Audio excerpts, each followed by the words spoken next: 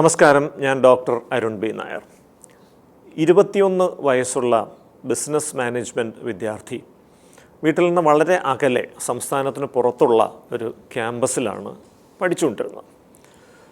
+2 വരെ നന്നായി പഠിച്ചിരുന്നൊരു കുട്ടിയാണ്. അവൻ്റെ തന്നെ താല്പര്യപ്രകാരമാണ് കേരളത്തിന് പുറത്തുള്ള ഒരു ക്യാമ്പസിലേക്ക് അവൻ പോയത്. കാരണം ലോകമൊക്കെ ഒന്ന് കാണണം, ഇവിടെ ഈ ഇട്ടാവട്ടത്തിൽ ഇങ്ങനെ കറങ്ങിയാൽ പറ്റില്ല, പുറത്തു പോയി കാര്യങ്ങളൊക്കെ ഒന്ന് മനസ്സിലാക്കട്ടെ, ലോകപരിചയമൊക്കെ ഉണ്ടാവട്ടെ എന്ന് പറഞ്ഞാണ് പോയത്. പോയതിന് ശേഷം പഴയതുപോലെ അല്ല അവൻ്റെ ജീവിതം മുന്നോട്ട് പോയത്. അവൻ വീട്ടിൽ ആദ്യമൊക്കെ ഒരു 3 മാസം കൂടുമ്പോൾ വരുമായിരുന്നു, ദിവസവും വിളിക്കുമായിരുന്നു. പക്ഷേ ഏതാണ്ട് ആദ്യത്തെ സെമസ്റ്റർ കഴിഞ്ഞപ്പോൾ തൊട്ട് ഈ വിളിക്കുന്നത് കുറഞ്ഞു തുടങ്ങി. അങ്ങോട്ട് വിളിച്ചാൽ തന്നെ ഫോൺ എടുക്കാതെയായി. ഞാൻ തിരക്കിലാണ്, എനിക്ക് പ്രോജക്റ്റ് ഉണ്ട്, എനിക്ക് അസൈൻമെൻ്റ് ഉണ്ട്, എന്നെ ശല്യം ചെയ്യരുത്, ഞാൻ ഫ്രീ ആകുമ്പോൾ അങ്ങോട്ട് വിളിച്ചോളാം എന്ന് പറഞ്ഞ് ദേഷ്യത്തിൽ ഫോൺ കട്ട് ചെയ്യാൻ തുടങ്ങി. ഈ ആദ്യത്തെ സെമസ്റ്ററിൻ്റെ മാർക്കുകൾ വന്ന സമയത്ത് വീട്ടിലേക്ക് ആ കോളേജ് അധികൃതർ ഒരു ഇമെയിൽ അയച്ചു. നിങ്ങളുടെ വിദ്യാർത്ഥി, നിങ്ങളുടെ കുട്ടി എല്ലാ വിഷയങ്ങൾക്കും പരാജയപ്പെട്ടിരിക്കുകയാണ്. മാത്രമല്ല അവൻ ഇപ്പോൾ ക്ലാസ്സിൽ വരുന്നില്ല. 2ാം സെമസ്റ്ററിലെ അറ്റൻഡൻസ് വളരെ കുറവാണ്. ഇതുവരെയുള്ള ഒരു മാസത്തെ സമയത്തിനുള്ളിൽ 30% താഴെ അറ്റൻഡൻസ് ഉള്ളൂ. അപ്പോൾ വീട്ടുകാർ അന്ധാളിച്ചു പോയി. കാരണം അവന് വളരെ തിരക്കാണ് എന്ന കാരണം പറഞ്ഞാണ് വീട്ടിലേക്ക് വരാത്തത്. എന്നിട്ടവൻ ക്ലാസ്സിൽ കയറുന്നില്ല എന്നുള്ളത് വല്ലാത്ത ഒരു അത്ഭുതമായി പോയി. ഈ കാര്യം അവനോട് ചോദിച്ചു, മകനോട് ചോദിച്ചു. മകൻ ഓരോന്ന് പറഞ്ഞ് ഒഴിഞ്ഞു മാറി. അതൊന്നും നിങ്ങൾ അറിയണ്ട, ഞാനത് മേക്കപ്പ് ചെയ്തോളാം. ഞങ്ങൾ അങ്ങോട്ട് വരട്ടെ എന്ന് ചോദിച്ചപ്പോൾ നിങ്ങൾ ഇങ്ങോട്ട് വന്നു കഴിഞ്ഞ് എന്നെ നാണം കെടുത്താനാണോ നിങ്ങൾ വരുന്നത്? നിങ്ങൾ വരണ്ട, നിങ്ങൾ വന്നിട്ട് എനിക്ക് പ്രയോജനമൊന്നുമില്ല, അവിടെ ഇരുന്നോണം എന്ന് പറഞ്ഞ് ഭീഷണിപ്പെടുത്തി ചെയ്തു. ഇപ്പോൾ ഒടുവിൽ 3 വർഷത്തെ കോഴ്സ് കഴിഞ്ഞു. 3 വർഷത്തെ കോഴ്സ് കഴിഞ്ഞ് അപ്പോഴാണ് ഇവർ കോളേജ് ഒന്ന് സന്ദർശിക്കണം എന്നൊരു തോന്നൽ വന്നത്. കാരണം പരീക്ഷകളിൽ എത്ര വിഷയങ്ങൾ പാസ്സായി എന്നൊന്ന് ചോദിക്കുമ്പോൾ വ്യക്തമായ മറുപടിയില്ല. ആദ്യത്തെ സെമസ്റ്റർ കഴിഞ്ഞ ശേഷം കോളേജിൽ നിന്നും പ്രത്യേകിച്ച് ആശയവിനിമയങ്ങളൊന്നുമില്ല. അപ്പോൾ എന്താണ് സംഭവിച്ചതെന്ന് അറിയാൻ വേണ്ടിയിട്ട് അവിടെ കോളേജ് സന്ദർശിച്ചപ്പോഴാണ് മനസ്സിലായത് ഈ കുട്ടി വല്ലാത്തൊരു അവസ്ഥയിലാണ്. അവൻ സ്വന്തം മുറിക്കുള്ളിൽ തന്നെ ഹോസ്റ്റലിൽ കഴിയുന്നു, പുറത്തേക്ക് ഇറങ്ങുന്നില്ല. മാതാപിതാക്കൾ ഈ മകനെ പോയി കണ്ടു. അവൻ 6 മാസക്കാലത്തോളമായി വീട്ടിൽ വന്നിട്ട്. ഓരോ പ്രാവശ്യം വീട്ടിൽ വരുമ്പോഴവർ ശ്രദ്ധിക്കുമായിരുന്നു, വല്ലാതെ ക്ഷീണിച്ച് മെലിഞ്ഞ് വരുന്നു.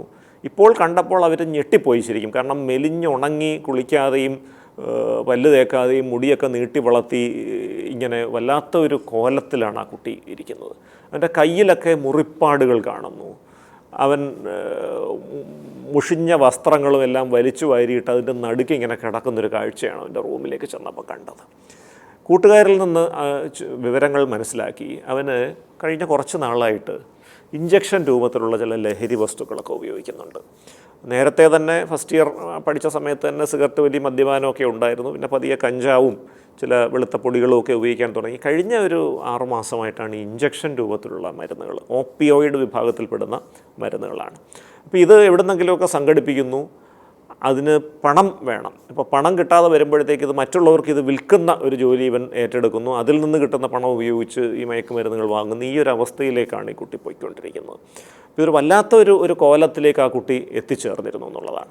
അപ്പോൾ പലപ്പോഴും ഈ ഓപ്പിയോയിഡ് വിഭാഗത്തിൽപ്പെടുന്ന ബ്രൗൺ ഷുഗർ പോലെയുള്ള പദാർത്ഥങ്ങൾ വളരെയധികം ശക്തമായ അഡിക്ഷൻ ഉണ്ടാക്കുന്ന പദാർത്ഥങ്ങളാണ്.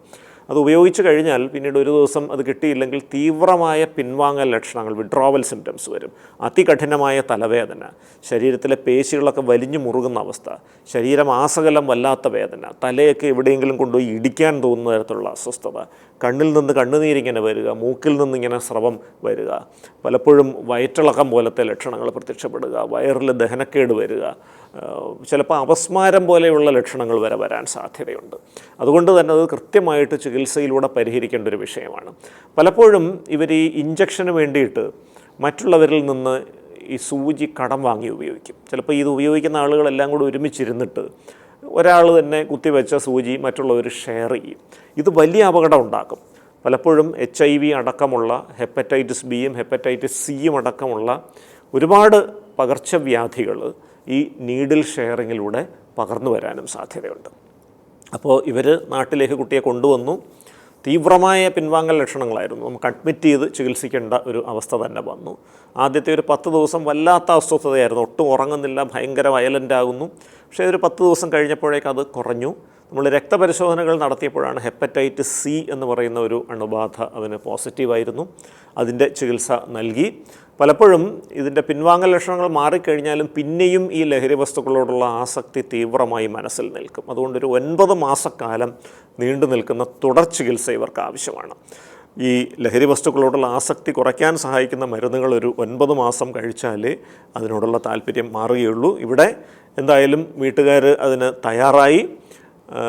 ആ കുട്ടിയും ചികിത്സയോട് സഹകരിക്കാൻ തയ്യാറായി. 9 മാസത്തെ ചികിത്സയ്ക്ക് ഒടുവിൽ പൂർണ്ണമായിട്ടും ലഹരി വിമോചനം നേടി. അതിനുശേഷം അവന് കോളേജിൽ വീണ്ടും ചെന്ന് അവന് പാസ്സാകാനുള്ള പരീക്ഷകളൊക്കെ എഴുതിയെടുത്ത് ഇപ്പോൾ ബാംഗ്ലൂരിൽ തന്നെ ഒരു സ്ഥാപനത്തിൽ ജോലി ചെയ്തുകൊണ്ടിരിക്കുകയാണ്.